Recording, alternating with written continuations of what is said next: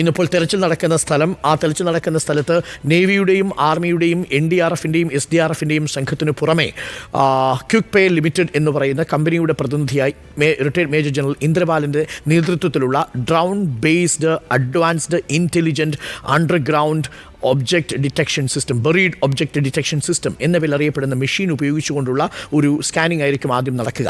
ഇന്നിപ്പോൾ നടക്കാൻ പോകുന്ന കാര്യങ്ങൾ ഞാൻ ഇങ്ങനെ വിശദീകരിക്കാം. ഇപ്പോൾ പ്രേക്ഷകർ കാണുന്നത് നമ്മൾ ഇന്നലെ നേവിയുടെ സ്കാനർ ഉപയോഗിച്ചുകൊണ്ട് നടത്തിയ പരിശോധനയിൽ ലഭിച്ചിരിക്കുന്ന കോൺടാക്റ്റ് 1 എന്ന് പറയുന്ന സ്ഥലം. യഥാർത്ഥത്തിൽ ആ പുഴയുടെ ആദ്യ ഭാഗത്ത് ലക്ഷ്മണൻ്റെ കടയുടെ തൊട്ട് മുൻപിലായി തൊട്ട് കുറച്ച് മുന്നോട്ട് പുറകു ഭാഗത്തായിട്ടാണ് കോൺടാക്റ്റ് 1 രേഖപ്പെടുത്തിയിരിക്കുന്നത്. അത് നമ്മുടെ സാറ്റലൈറ്റ് ഇമേജിങ്ങിലേക്ക് മാറ്റുകയാണെങ്കിൽ, നമ്മുടെ ഏരിയൽ ഇമേജിലേക്ക് മാറ്റുകയാണെങ്കിൽ പുഴയുടെ തീരത്ത് നിന്നും 20 മീറ്റർ അകലെ 15 മീറ്റർ താഴ്ചയിലാണ് കോൺടാക്റ്റ് 1 എന്നറിയപ്പെട്ടിരുന്ന ലോറി എന്ന് സംശയിക്കുന്ന ചരിഞ്ഞു കിടക്കുന്ന ഒബ്ജക്റ്റിനെ സോണാർ ഇന്നലെ ഐഡൻറ്റിഫൈ ചെയ്തിരിക്കുന്നത്. ആ സോണാർ സിഗ്നൽ ലോറിയുടേതാണെങ്കിൽ, ചരിഞ്ഞു കിടക്കുന്ന ലോറിയുടേതാണെങ്കിൽ, പ്രേക്ഷകർക്ക് ഇന്നലെ കണ്ട സോണാർ സിസ്റ്റത്തിലെ ആ ദൃശ്യങ്ങളിൽ നമ്മളൊന്ന് സൂം ചെയ്യുകയാണെങ്കിൽ ഇന്നലെ ഡിഫൻസ് PROയുടെ ഈ കാര്യം നമ്മൾ വിശദീകരിക്കാൻ ആവശ്യപ്പെട്ടിരുന്നു. എന്താണ് ഈ ഇമേജ് നമ്മളോട് പറയുന്നത് എന്നത് പറയാൻ ആവശ്യപ്പെട്ടിരുന്നു. ഈ ലോറിയുടെ കിടപ്പ് ഇങ്ങനെയാണ് എന്നാണ് ഇന്നലെ അതുൽ പിള്ള നമ്മളോട് വിശദീകരിച്ചത്. അത് ഞാൻ പ്രേക്ഷകരോട് ഒരിക്കൽ കൂടി പറയാം. ഇത് ലോറിയാണ് എന്ന് 100% നമുക്ക് ഉറപ്പിക്കാറായിട്ടില്ല. ഒരു 50% മുകളിലുള്ള സാധ്യത ഇത് ലോറിയാണ് എന്നുള്ളത് ഡിഫൻസ് PRO നമ്മളോട് പറയുന്നു. തീർച്ചയായും അവർക്ക് ഒഫീഷ്യൽ കൺഫർമേഷൻ വേണമെങ്കിൽ അവിടെ പോയി ഫിസിക്കൽ ഒബ്ജക്റ്റ് നേരിട്ട് തന്നെ സ്കൂബ ഡൈവേഴ്സിന് തൊട്ടറിഞ്ഞാൽ മാത്രമേ 100% അതിനുള്ള കൺഫർമേഷൻ നമുക്ക് കിട്ടൂ. ഇപ്പോൾ സോണാറിൻ്റെ സിഗ്നലുകളെ അവർക്ക് ഡീകോഡ് ചെയ്തെടുക്കുമ്പോൾ അവർക്ക് അറിയാൻ സാധിക്കുന്നത് നീളത്തിലുള്ള ഒരു ഒബ്ജക്റ്റ് അവിടെയുണ്ട്. അത് ലോഹ ഒബ്ജക്റ്റ് ആകണമെന്ന് നിർബന്ധമില്ല. മറ്റേത് ഹാർഡ് സർഫസ് ആണെങ്കിലും സോണാർ പ്രേക്ഷകർക്ക് അറിയാവുന്നതുപോലെ ബാറ്റിലെ നമ്മളുടെ ഈ വവ്വാലുകൾ സഞ്ചരിക്കുന്നത്, ദിശ നോക്കി സഞ്ചരിക്കുന്നത് പോലെയുള്ള ടെക്നോളജിയാണ് ഈ സോണാറിൻ്റേത്. അവിടെ ശബ്ദവീചികൾ പോയി ഒരു പ്രതലത്തിൽ തട്ടി തിരികെ വരുമ്പോഴാണ് അവിടെയുള്ള ഒബ്ജക്റ്റിനെ അത് അടയാളപ്പെടുത്തുക. അതിൻ്റെ നീളവും വീതിയും ഒക്കെ അടയാളപ്പെടുത്തുന്നത് ഈ ശബ്ദ തരംഗത്തിൻ്റെ സാന്നിധ്യത്തിലായിരിക്കും. അത് ചില സമയത്ത് മറ്റ് ചില ഒബ്ജക്റ്റുകൾ അവിടെ ഉണ്ടെങ്കിൽ അതിൻ്റെ ഫ്രീക്വൻസിയൊക്കെ തടസ്സപ്പെടാം. അതിൻ്റെ സിഗ്നലുകൾ ഒരു പക്ഷേ തെറ്റായ സന്ദേശങ്ങൾ നൽകുകയും ചെയ്യാം. അതുകൊണ്ട് മെറ്റൽ ഡിറ്റക്ടർ അല്ല ഉപയോഗിച്ചിരിക്കുന്നത്, സോണാറാണ് വെള്ളത്തിനടിയിൽ. അപ്പോൾ സോണാറിൻ്റെ സിഗ്നലുകൾ ഉപയോഗിച്ചുകൊണ്ട് അവരൊരു മോഡൽ തയ്യാറാക്കിയിട്ടുണ്ട്. ആ മോഡലിൽ പക്ഷേ ഇതേപോലെയുള്ള ഭാഗം വിട്ടുവിട്ട് കാണപ്പെടുന്നത് എന്താണ് എന്നൊരു സംശയം നമ്മൾ ഇന്നലെ ചോദിച്ചപ്പോൾ അദ്ദേഹം പറഞ്ഞത് ലോറി കിടക്കുന്നത് ചരിഞ്ഞാവാനുള്ള സാധ്യതയുണ്ട്. അങ്ങനെയാണെങ്കിൽ ഈ സോണാറിൻ്റെ ശബ്ദ തരംഗങ്ങൾ പോകുമ്പോൾ ഇവിടെയൊക്കെ വാക്വം സൃഷ്ടിക്കപ്പെട്ടു, അഥവാ ഇവിടെയൊക്കെ ചെറിയ രീതിയിലുള്ള ഒരു സ്പേസ് നിങ്ങൾക്ക് കാണാം. ആ സ്പേസ് എന്താണ് എന്നുള്ളതാണ് ഒരു പ്രധാനപ്പെട്ട ചോദ്യം. അതിന് ഇത് ലോറി ആവാം എന്നുള്ളതിൻ്റെ ഒരു സജഷനായി നമ്മളോടൊപ്പം ഡിഫൻസ് PRO പങ്കുവെച്ചത് ഇത് ചരിഞ്ഞു കിടക്കുന്ന ലോറിയുടെ ടയറിൻ്റെ ഭാഗങ്ങളാകാനുള്ള സാധ്യതയുണ്ട് എന്നാണ്. അങ്ങനെയാണ് ഇത് ക്യാബിനാവുകയും ആ ക്യാബിൻ ചരിഞ്ഞു കിടക്കുന്നു. ആ ക്യാബിൻ്റെ ഈ ഭാഗത്ത് ഒരുപക്ഷെ സ്പേസ് തുറന്നു കിടപ്പുണ്ടാവാം, ഇവിടെ ടയർ കിടപ്പുണ്ടാവാം. അങ്ങനെയാണെങ്കിൽ ഇതൊരു ലോറി ആയിക്കൂടെ എന്നൊരു ചോദ്യമാണ് ഇപ്പോൾ ഉള്ളത്. ഇത് നമ്മളൊന്ന് വരച്ചെടുക്കുകയാണെങ്കിൽ അതിന് ഏകദേശം ലോറിയുടെ ഏകദേശം ഒരു ഘടന നമുക്ക് കിട്ടും, ചരിഞ്ഞു കിടക്കുന്ന ലോറിയുടെ ഘടന കിട്ടുകയും ചെയ്യും.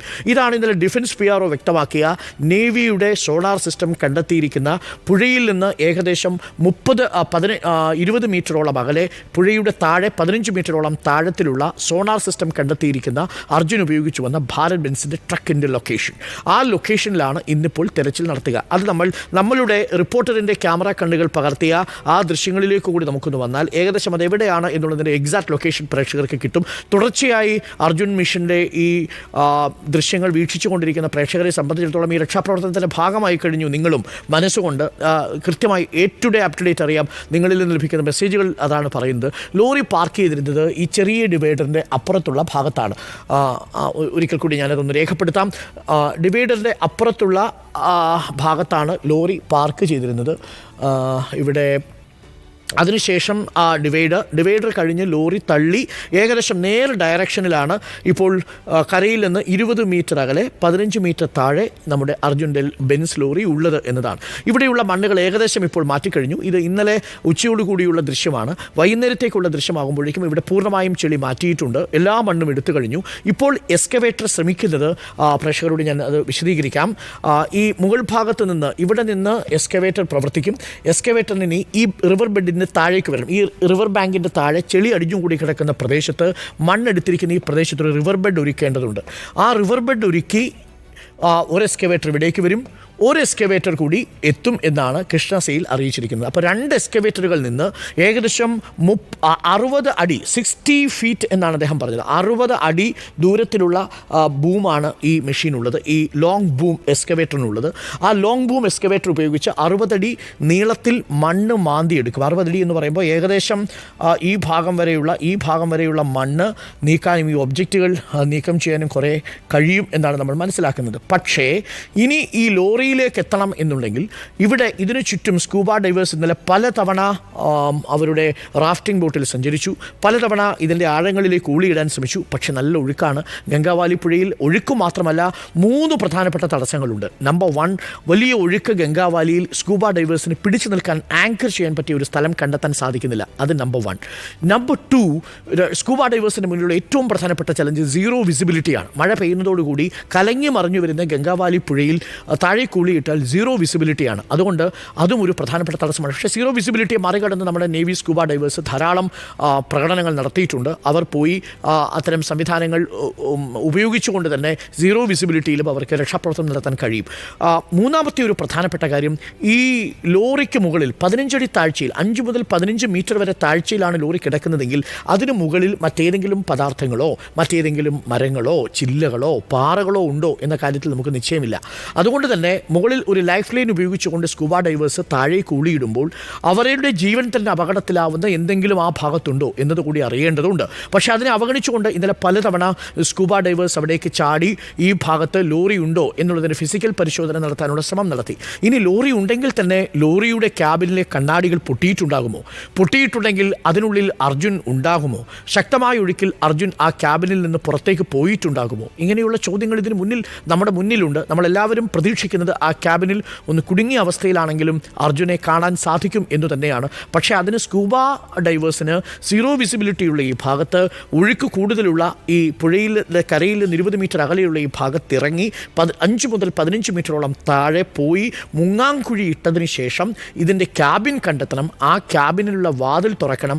അതിൻ്റെ ചില്ലുകളാണെങ്കിൽ ആ ചില്ലുകൾ പൊട്ടിക്കണം. അതിനുള്ളിലേക്ക് പ്രവേശിക്കണം. അതിനുശേഷമേ അർജുൻ അവിടെ നിന്ന് വീണ്ടെടുക്കാൻ സാധിക്കൂ. ഏറ്റവും പ്രധാനപ്പെട്ട കാര്യം, ഇപ്പോൾ കൊണ്ടുവന്നിരിക്കുന്ന ക്രെയിൻ മെഷീന് ഇത്രയും ദൂരെയുള്ള ഒരു ലോറി പിടിച്ചു മാറ്റാൻ കഴിയില്ല. അപ്പോൾ ലോറി പുറത്തേക്ക് എടുക്കുക എന്നതല്ല നമ്മുടെ പ്രൈം ടാർഗറ്റ് എന്ന് നേവി ഇന്നലെ തന്നെ പറഞ്ഞു. ആ ക്യാബിനുള്ളിൽ കുടുങ്ങിക്കിടക്കുന്ന അർജുനെ പുറത്തെത്തിക്കാൻ വേണ്ടിയുള്ള ശ്രമങ്ങളായിരിക്കും നടക്കുക. അതുകൊണ്ടാണ് ഞാൻ ആവർത്തിച്ചു പറയുന്നത്, ഗംഗാവാലി അടിത്തട്ടിൽ നിന്ന് നേവിയുടെ സ്കൂബ ഡൈവറുടെ തോളിലേറി അർജുൻ വരുന്ന കാഴ്ചയാണ് ഈ 10ാം ഉദയത്തിൽ നമ്മൾ പ്രതീക്ഷിക്കുന്ന ഏറ്റവും മനോഹരമായ കാഴ്ച. അനന്തമായി നീളുന്ന രക്ഷാപ്രവർത്തനമാണ്, അതിസാഹസികമായി നീളുന്ന രക്ഷാപ്രവർത്തനമാണ്. പക്ഷേ മുന്നിൽ ചില പ്രതീക്ഷകൾ ഇപ്പോഴും ബാക്കി നിൽക്കുന്നത് ഞാൻ നേരത്തെ ഇന്നലെ സൂചിപ്പിച്ചതുപോലെ ചിലിയിലെ മൈനിൽ കുടുങ്ങിയ 33 തൊഴിലാളികളെ 69 ദിവസത്തിന് ശേഷമാണ് നമ്മൾ തിരികെ എത്തിച്ചത്.